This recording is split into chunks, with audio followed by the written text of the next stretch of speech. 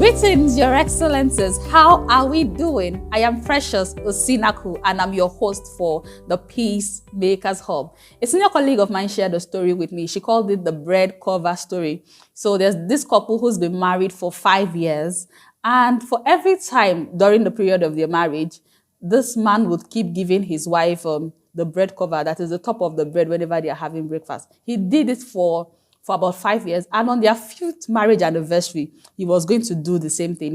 He gave her the bread cover. And the woman suddenly yelled, "Why do you always give me the bread cover of the bread? Why do you give me the top of the bread?" And the man reacted. He yelled back, "Yes, because I want you to have it."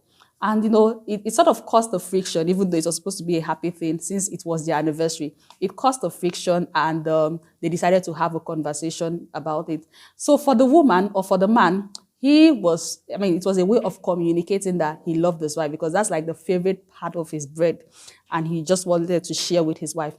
But for the woman, the bread cover is just not it. She didn't think, she usually would not eat it, but she just would always take it from her husband. But that day she was not having any of it, and that was why she yelled.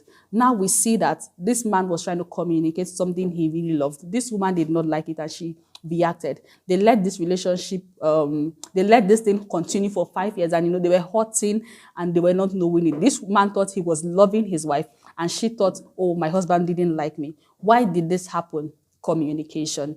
They were not communicating, or they were not communicating effectively. And this is why we're having a conversation today on the power of effective communication in families. To join me for this conversation, I have Mrs. Laura Bismarck. Now, Mrs. Laura is a legal practitioner. She's a result-driven legal advocate with specialization in alternative dispute resolution, peace studies, and conflict resolution. She has a degree in law and a master's degree in conflict management and peace studies. She's happily married with 4 children. Do join me as I continue the conversation with Mrs. Laura. Thank you so much, Ms. Laura, for joining us today for this session. Thank you for honoring our invite. I appreciate you. Thank you so much, Precious. So we'll just go straight on to the questions. Like I said earlier, we've been having these conversations on the power of effective communication among couples in a marriage. So what are some of the healthy? Could you describe some of the healthy characteristics in a couple relationship? Okay, there are numerous. However, I've penned some down. You have the issue of one, you have trust. You have to trust your partner, because if you don't trust your partner, I tell you, you give yourself BP every single step the person takes. I'm telling you. I'll give you a scenario. I was once in Abuja on my way back, and so a senior family friend of mine opted to bring me back. Okay. And so we went to a fuel station and we're filling up the vehicle, not knowing that somebody that knew my husband saw me at the fuel station. I had no idea. It was when I got back home, my husband was like, "Oh, so person called me that he saw you in a big black tinted Jeep with a man." Wow. And the funny thing, the person never came to me. The person was at my wedding. In fact, he followed us to the village for the traditional, and he also came down for the church wedding. He never beckoned on me to greet me. Well, rather, he called my husband to tell him. So my husband just told him, "Yes, I know. I sent her. I know everything." And he was shocked. So imagine that particular scenario could have created a big issue. Because, what are you doing with an older man in a vehicle? So they have to be trust between couple. It's very, very important to even give the benefit of doubt. Okay, yes, she's here, but I sent her or something. Then also honesty. If I had not told him, "Look, so the person is bringing me," he wouldn't have known. So it's very important there's honesty, because the truth is that it's not everybody that is happy that you are happy. There are some people that will go all out of their way to bring issues between yourself and spouse. Then also there's also the issue of compromise. we have to learn to compromise. It's not every time you need to like stay at a particular standpoint to say this has to be done this way. Both couples have to be able to shift. You know what we always say in mediation, that we're Mm-hmm. soft on the people or we hard on the And then the problem. problems. And also there's the issue of mutual respect. There's the issue of mutual respect. Couples have to learn to respect each other. It's not about, oh, the African society, the woman's place is in the kitchen. No, things are changing. Know when to intervene. There just have to be mutual respect between both couples. Then True. also we have the issue of individuality. Yes, you're a couple, but everybody is individual. You need to know your spouse's personality and how to deal with each other's individuality. Then we also have the characteristics of anger control. You know, anger is something that when Mr. Shegun always says that we say things we do not For mean and we me, mean things we do not say. very And true. we have to learn how to control our anger, because once you've said that thing, you know, the people that hurt our feelings the most are the people closest to us. True, So we true, really true. need to learn how to manage her. And you know, with the word pepper them, there's a way you want to pepper the person very well, Mhm, mhm, mhm. just to make sure that the person has a taste of its own medicine. And most time True. it causes issues. Then you also have the issue of understanding. We need to understand each other. I always say most times when we leave our own position and put ourselves in the position of the other person, we'll be able to a large You extent see better. understand the person, because most times, yes, we assume a lot because we're not there. But when we understand each other, it makes things better for us. Then there's also self confidence.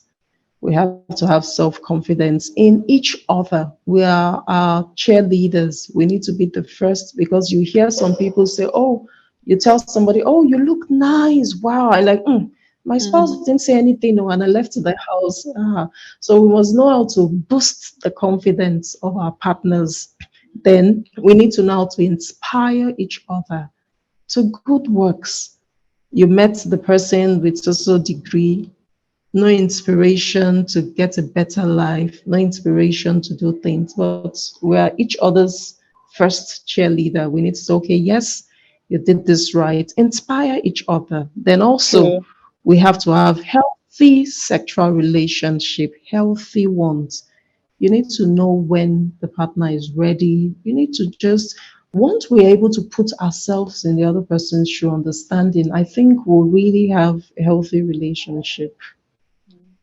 Well, thank you. I mean, you said too many things. You said a lot of things, and I really appreciate you for. I mean, these powerful things you've said, because they are very important. You know, you said something about us. You know, when we're in conflict, we say things we do not mean, and we mean things we do not say, and that's why I think we should. I mean, emphasis should be placed on the power of communication. And you just said a lot of things. You know, trust, understanding, empathy. You know, understanding the personality type, understanding who this person is, and you know their strength, you know their weakness, and then you're better able to manage them. So what are also, I Mhm. mean, what are some of the unhealthy, characteristics also that couples in a marriage can, can adopt? We've talked about the healthy ones. Okay. What yes. Mhm. Basically, you can say probably the opposites of the healthy Oh, ones. Example, true. control, where you get one party always trying to control the other person. And the person is like, hello, I'm not a child, allow me. But you see one party say, no, you're my wife, you're under me, or no, he's my husband. This control is a very unhealthy way. In fact, I've seen cases that have led to divorce and separation where the person say, no, no, no, no, I'm a matured adult. I don't want anybody to control me. And because there was no understanding, they went their separate ways. Then also hostility. You know, there's a point couple gets to. Let me take the woman for example. There was one matter that my mentor, Mr. Engineer Shegun, spoke about, and he said the man complains that the woman just changed overnight. When she started having kids, she was unkept, the house was unkept, the children. And so he had to like tell the man to view it from the woman's point of view. And what's changed? Number one, more responsibility. It wasn't just the both of them alone. There were more things. So the man had to be understanding to help out, get extra help for the house in order for the woman to be able to meet up to who she was before. And so when you have hostility and where couples realize that at times you married a loving person, peacemaker, and the rest, and suddenly the person just changes. So you should look for root causes. You know, most times cutting a tree from the branches without the root is still there. And so to definitely grow. So when you just deal with the signs, it's just like when somebody's having a headache, you just take paracetamol or Panadol for it. What is the root cause of that headache? It might be to rest. You need to take up. It might be so when you see things, what is the cause of this thing? If you're able to Wow. The network is really bad from my end. I can barely hear you. Can you hear me? Hello? Okay, yes, I can hear you. Okay. Oh, thank you so much. Thank you so much for the value you've added in sharing even personal examples. Okay, now we know, or if couples are having some of these issues, of course it would cause stress. It would cause that is some of these unhealthy characteristics. When people begin to see such things in their marriages, it will cause stress. It will cause maybe trauma. So how can people best manage some of these situations? How can they deal with the stress that come with the stress and conflict that come with these unhealthy characteristics in marriage? Okay. I think basically communication. Couples have to learn to speak to each other.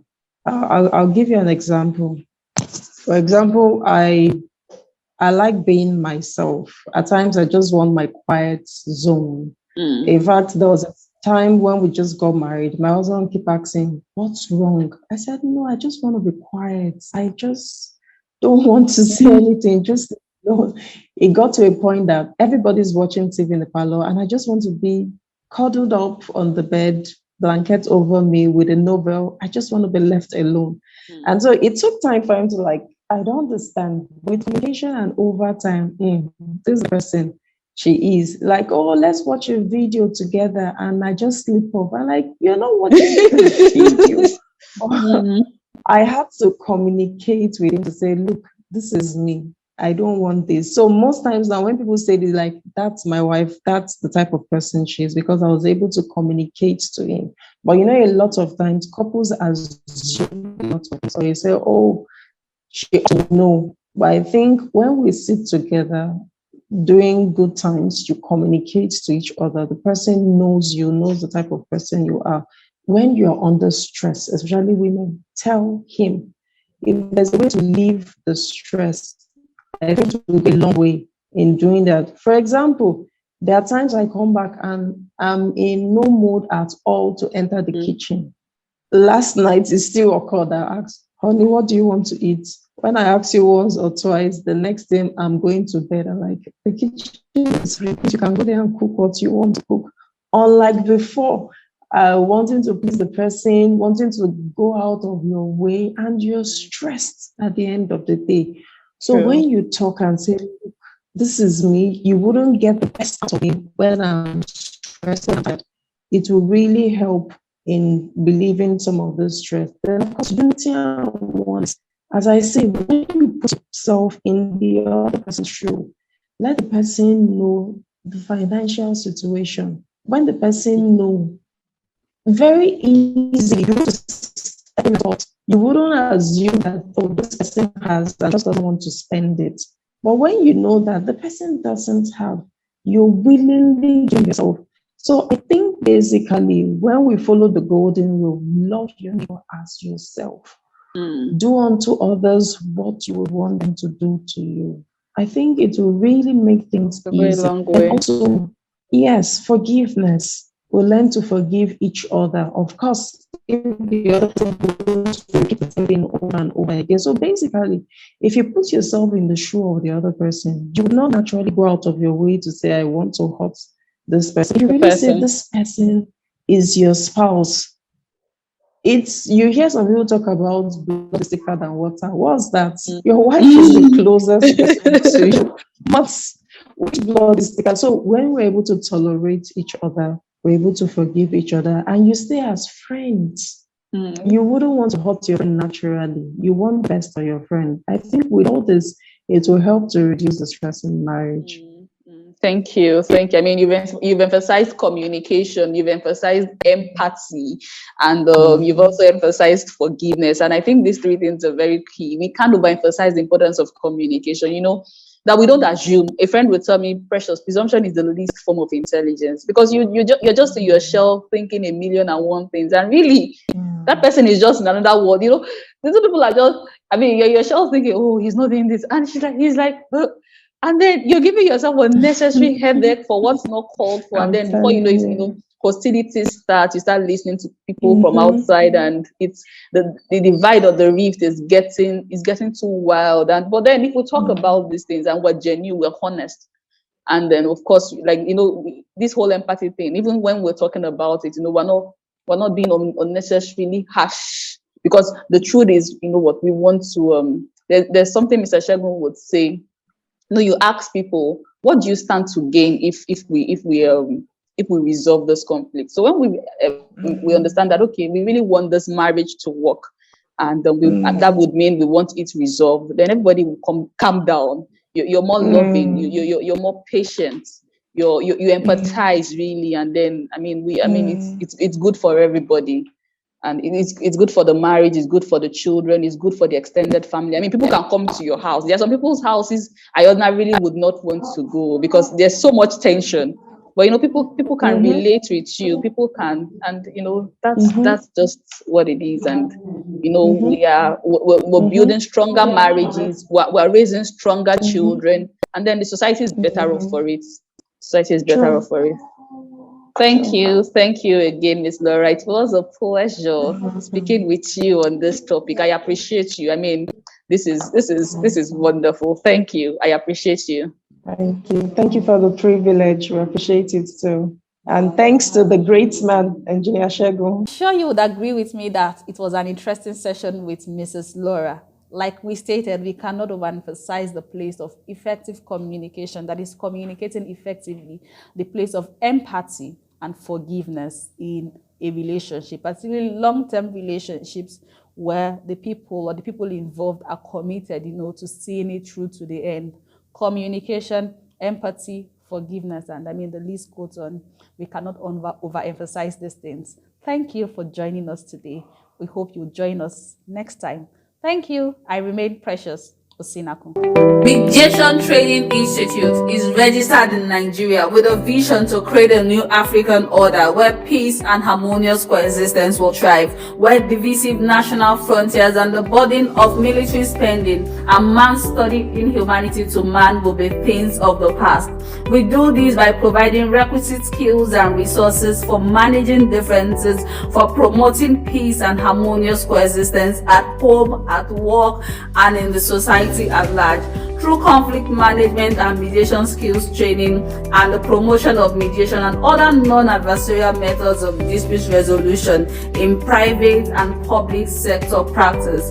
For enquiries, you can call 091-563-11242 or 080-3111-5115. Or you can visit our social media pages, Mediation Training Institute, Facebook and LinkedIn at Mediation MTI, Twitter at MTI Nigeria, Instagram, Mediation Training Institute, building peace, creating harmony, sustaining relationships.